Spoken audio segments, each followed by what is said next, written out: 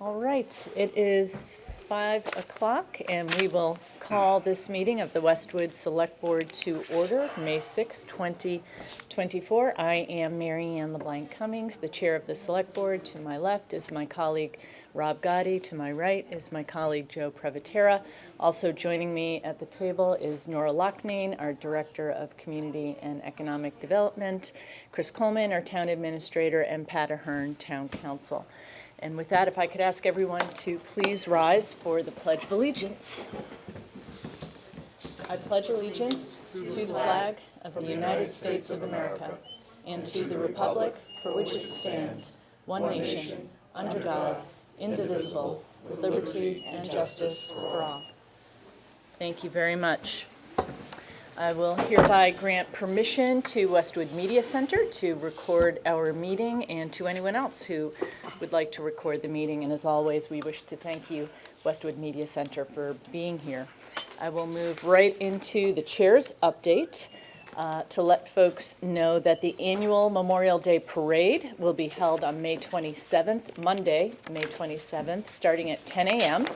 The parade begins at Westwood Town Hall and will proceed down Route 109 High Street to the new Westwood Cemetery, where a Memorial Day ceremony will be held. Town staff and volunteers will be busy replacing flags and planting flowers on all veterans' graves in the new cemetery and the old cemetery during the week before Memorial Day. If residents would like to volunteer to replace flags or plant flowers, please send an email to volunteers@townhall.westwood.ma.us, and town staff will respond with more information. Further information regarding the parade and the ceremony will be posted on the town website over the next few weeks. And with that, we will move right into scheduled action. Our first item is a request to approve the 9th annual Run for a Veteran 5-mile road race beginning in Norwood and running through Westwood on Sunday, May 12th, 2024, beginning at 10 a.m. at Norwood High School. All net proceeds for this event will be donated to the Run for a Vet Fund, which aids local veterans and their families.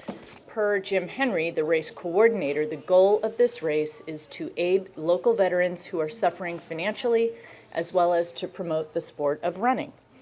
The road race, as I said, will take place on Sunday, May 12th, beginning at 10 a.m. at Norwood High School and finishing at Norwood High School. The route is set for a 5-mile route, mostly in Norwood, but including the following Westwood streets: Oak Street, Pond Street, Clappertree Street, and Winter Street. Jim Henry has been working with Officer Steve Conley on the details of the route and has already confirmed that Temple Beth David does not have any conflicting events that morning. With that, any comment or questions from my colleagues? Happy to make a motion for the Select Board to approve the 9th annual Run for a Veteran 5-mile road race to take place at 10 a.m. on Sunday, May 12th, beginning and ending at Norwood High School, with parts of the 5-mile race to come through Westwood, including Oak Street, Pond Street, Clappertree Street, and Winter Street.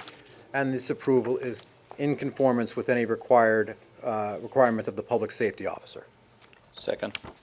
Roll call, Joe? Aye. Rob? Aye. And I vote aye as well. We wish them a very successful race yet again this year.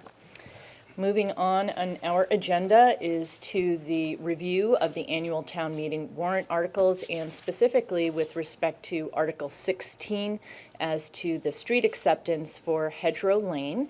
I will now turn this over to Nora to please bring us up to date on this, Nora. Sure. Thank you.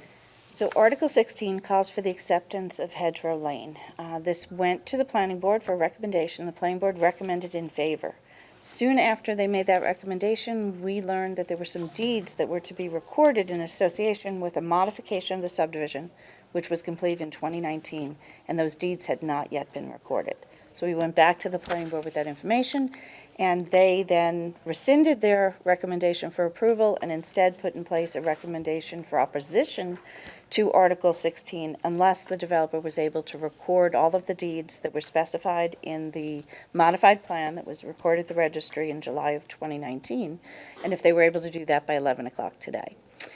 After that planning board had that vote, I received a phone call from the developer's attorney, Eleanor Almeida, who is here today, to explain that they were working on getting the deeds signed and recorded, but they could not be recorded by 11 o'clock today for various reasons involving one of the property owner's bank needs to approve some of the deed changes. So what we're requesting tonight is that you consider amending Article 16 to allow the town meeting voters to authorize the select board to follow through with the street acceptance contingent upon the recording of all the deeds that are specified in the plan. Thank you, Nora. Pat, anything to add from your perspective? No, I think she summed it up perfectly. You have two potential warrant motions in front of you. Either one, I think, will get the job done. So it's at your discretion which one you'd like to choose. The motions we have, one refers to various page numbers, et cetera, at the Registry of Deeds. I think the point here is that the acceptance of the street must be contingent upon the completion of any regulatory requirements, contingent upon the transfer of any land as per the subdivision plan, and contingent upon the recording of all of those documents. That is the gist of it, which I assume town council would review to make sure all of that has been done appropriately. Yes. I mean, as such, I'm in favor of the simpler language, which I think captures all of that, but Yeah. I want to hear your thoughts and concerns. Sure. I mean, I don't love the idea of setting this as a precedent. You know, this seems like work that should have been done, and the planning board has taken a position on it. So, you know, I'm not wildly excited about this. The question that I have is, has anybody spoken to the bank, Mr. Almeida, in terms of, are we anticipating any holdups between here and the deadline? No, the new property owner who bought the property from Mrs. Davy in foreclosure has a mortgage with a more conventional lender, and his attorney, who I've known for 20 years, has been in contact with the lender already and is starting the process to get the partial releases. He estimates it may take 3 weeks to a month to get that done. We already have most of the signed deeds in possession and just waiting for that to be done. He So anticipates that's the last mile, basically, is just getting the bank on board? Yeah, Okay. yes it is. That can be a tedious process. Yep. Joe, anything? Yeah, Pat, is July 1st enough time? I like July 1st. Okay, okay. I'm glad, Nora, thanks for putting in a deadline there. No, I'm fine. Thank you. Actually, ask council, is July 1st enough time? I think it should be, yes. Okay. Okay. You know, for the reasons of wanting to help the 11 families on the street, willing to make the exception here. So I'm comfortable with either. I will go with option B if everyone is so inclined. Very good. I am. All right, I move the Select Board vote to amend the 2024 Annual Town Meeting Article 16, street acceptance for Hedgerow Lane as follows. To see if the town will authorize the Select Board to accept Hedgerow Lane as a public way, contingent upon completion of any and all regulatory requirements, and contingent upon the required transfer of any land per the subdivision plan and the deed of such transfer being properly recorded and the book and page of said deed to be provided to the town planner on or before July 1st, 2024, and to accept any easement or take any other action thereto. I'll second that. Roll call, Joe? Aye. Rob? Aye. I vote aye as well. Thank you very much, council. Thank you, Nora. Thank you. Pat. That brings us to old business, appointments and reappointments. I'll turn this over to you, Chris. Sure. Thank you, Madam Chair. So before you, there are two actions of appointment. One is a reappointment of the Charter Review Committee, and the other is Youth and Family Services Advisory Board. We had a turnover within the Youth and Family, in the Human Services Department, and we're looking to replace the prior representative on the advisory board with the new person that has taken that spot, Andrea. As far as the Charter Review, proposed action for the Select Board is to reappoint the Charter Review Committee members and the 2 ex officio members to the Charter Review for a term to expire on June 30, 2025. Thank you, Chris. Any comments or questions from my colleagues? Nope. I have some comments. Chris, did you share my concerns with Mary Ann and Rob? I shared your concerns with Mary Ann, yes. Oh. Okay. So, Rob, Yeah. I hope there are, anyways, I have some reservations on it. I do. I think that meeting could have gone better and should have gone better, not because people didn't try. Still not clear to me. I said to Pat exactly what happened there. All I can say is, if I had 3 or 4 of my supervisors put a policy together that wasn't particular to one ICU, but to all of the ICUs, and they would have to bring that to this critical care executive committee or the physician chairs of those ICUs to approve. And if they weren't successful, of course I feel dismayed for them, but the first thing I would do, I would sit down and discuss that with them. Tell me exactly what happened. They might say something like, oh, they asked so many questions, we couldn't really answer all the questions. Maybe it wasn't clear what our intentions were.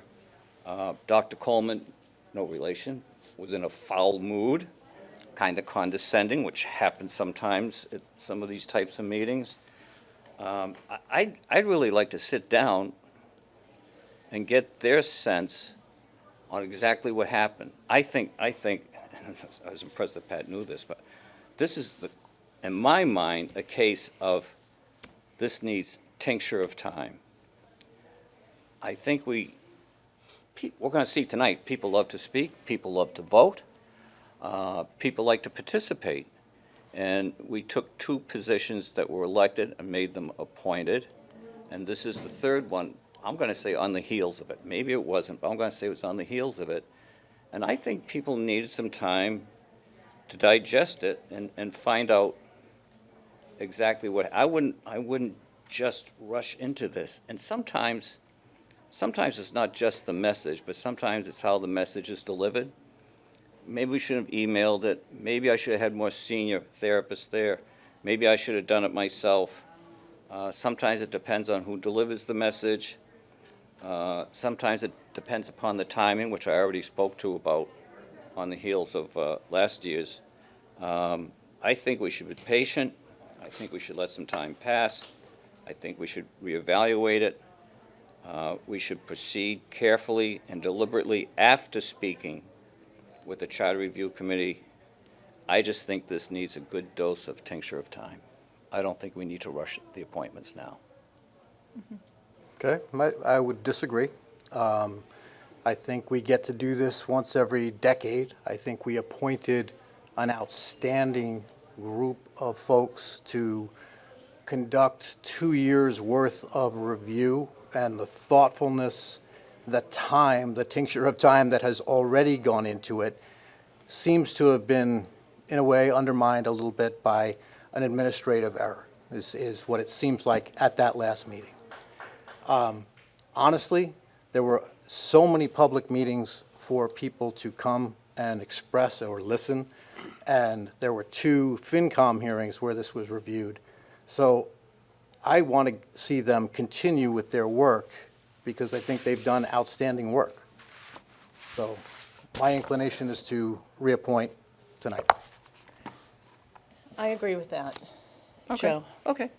And, you know, just to flesh that out, we know that this group has worked for 2 years. They've interviewed dozens dozens of people from town, I think including Yeah. the three of us and probably most of the people in this room, among others. And I think they have some momentum. There's a lot of collective knowledge there that they've garnered through that, very diligent work. So I am inclined to reappoint them so that they can keep with that momentum and get the work done. No, I certainly appreciate what you're saying. I'm not convinced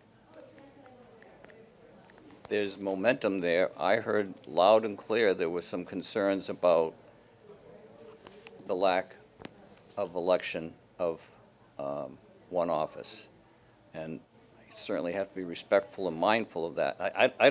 I'm sorry, this is almost like the Yankees coming to town for a three-game series on Friday night.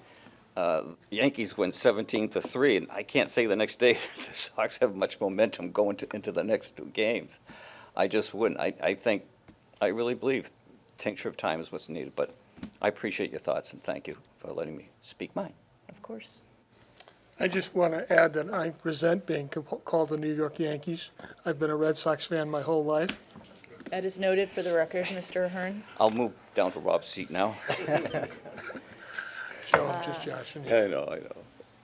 Well, I will accept a motion.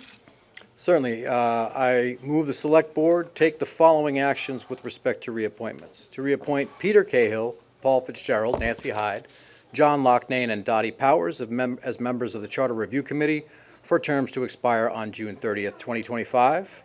Also to reappoint Christopher Coleman and Patrick Ahern as ex officio members of the Charter Review Committee with terms to expire on that same June 30th, 2025. And that we move to appoint, well, let's take them in, Please. yes. Oh, I'll second that. All right, roll call, Joe? No. Rob? Aye. I vote aye as well. And I also move that the Select Board appoint Andrea Varkas as an ex officio member of the Youth and Family Services Advisory Board with a term to expire on June 30th, 2025. I'll second that. Roll call, Joe?